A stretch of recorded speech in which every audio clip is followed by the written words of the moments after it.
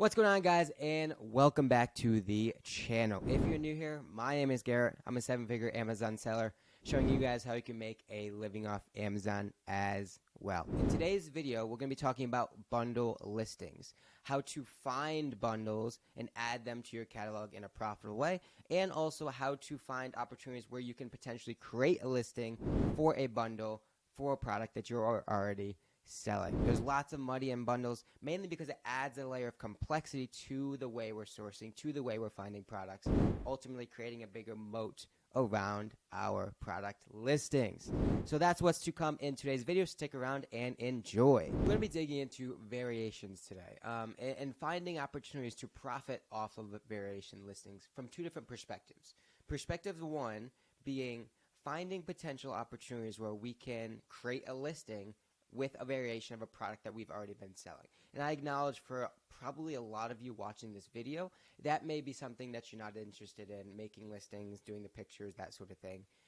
Even though making a listing, you don't need brand registry, you don't need a lot of these super complex and complicated things that you think you need. It's actually a lot more simple than you would imagine.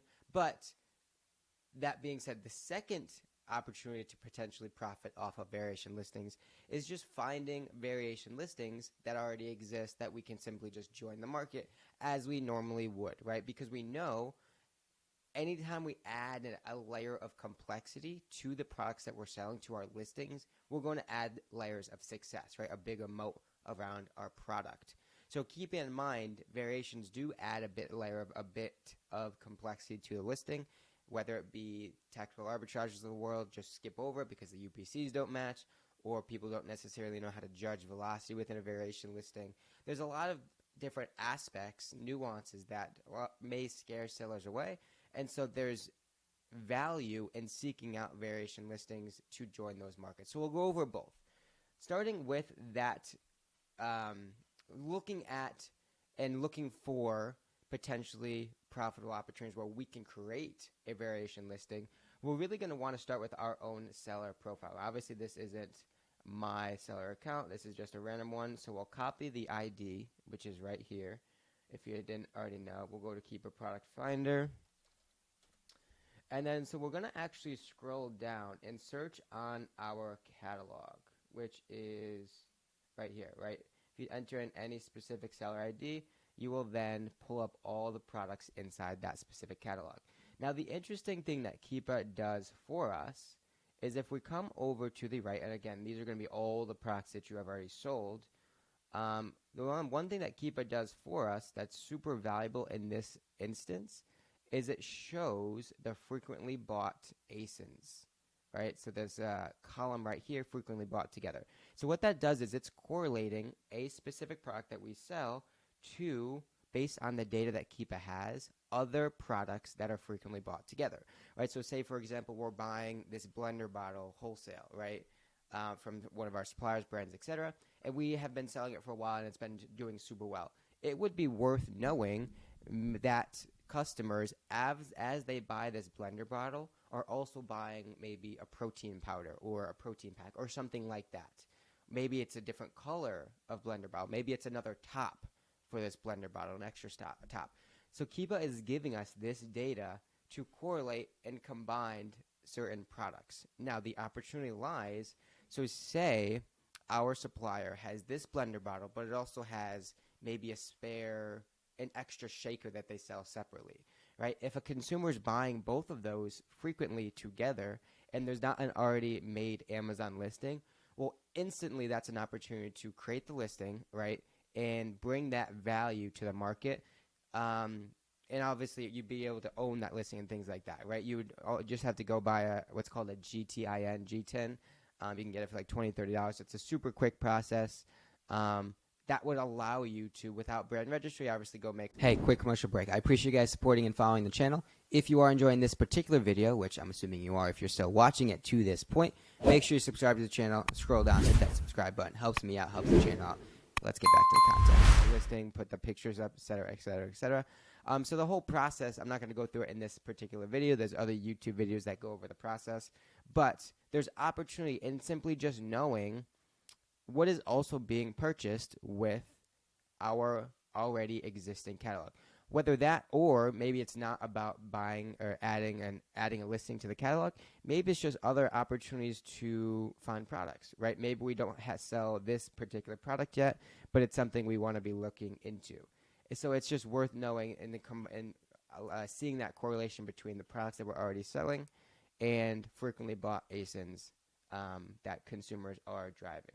Right, so that's the first perspective that we're going to be talking about variation listings in today's video. And I get a lot of you guys probably aren't going to be adding variations and making your own listings and things like that. But this second piece of this video is probably going to be a lot more meaningful for the beginner audience watching, right? And it's going to be, like we already discussed, looking for listings that obviously already exist that incorporate variations, because we know it adds a layer of complexity, right? And so there's going to be two big ways to seek out and filter on variation listings. The first one is going to be, if we come down here into the is one of size, if we just enter in pack, this is going to bring back all of our listings in the catalog that have a pack, that are incorporated a pack. Obviously, we're going to want to exit out of pack of 1. And so this is going to be 206,000 products inside the Amazon catalog that incorporate a bundle, a pack of X amount of units, right? And so we incorporate 2, 3, yada, yada, yada. So it's going to be all those encompassing numbers, right? So we could also combine that with two of the really good bundle categories that exist in the catalog.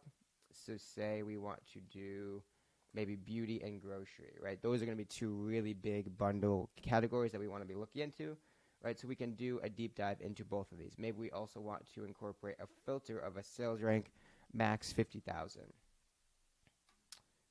1,100 products, we're getting there. We also want to, one thing I like to do is set a minimum $1 of a buy box just to turn on the buy box in those listings, right? So now we filtered out 200, 300 products with a suppressed buy box.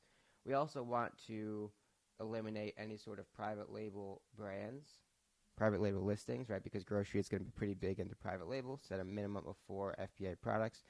And so in a matter of a couple minutes, we've narrowed it down to 20, 30 variation listings across the entire grocery catalog that are under 50,000 sales rank. Now, this is just going to be a warmer sample set because, again, a lot of people aren't looking into variation listings because the UPCs don't match up. It doesn't search properly. There's a lot of hiccups in the process that don't allow you to just couple a product and its listing very efficiently, right? If you're on a sort of product on Nike.com, right, and you're on a sock listing, if you press the seller amp extension, it'll pull up all the Amazon listings, but with variation listings, it doesn't do that. So there is that layer of complexity. There is that moat established. Now, that's one way to find variation and bundle listings. That's not going to be a wholesome way, just be based on the way listings and stuff are coded in the back end. It doesn't always bring back all of the bundle listings. Second way we're going to want to search is we've come down here. Is going to be a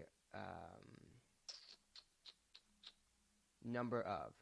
Obviously, if we do a number of minimum 2, that's going to bring back a whole lot more products. Again, coded differently in the back end. That signifies keep it as a multiple or bundle unit, right? So 5,100 products, obviously a whole lot more, but this is going to be more listings that are probably going to incorporate more than one unit, right? So if we click on this, it's likely going to be a pack of 2. Yep, so a 2-pack. And so again, right off the bat, it doesn't code exactly efficiently as you would normally expect it to with a soccer ball listing or a backpack, right? Because it's got that level of nuance. So there's a lot more just natural opportunity embedded in these sorts of listings. So if we run the seller amp extension, we're going to be obviously looking for opportunities where we can buy the single unit and bundle it on the back end with Amazon. So that's going to be two ways to find out and to look for bundled and variation listings that just allow you to search with a different level of nuance, a different level of kind of surgicalness inside your Amazon searching. Allows you to find different sorts of products. Hope you enjoyed the video, guys. If you did, like the video, comment, and subscribe to the channel. We will see you in the next one.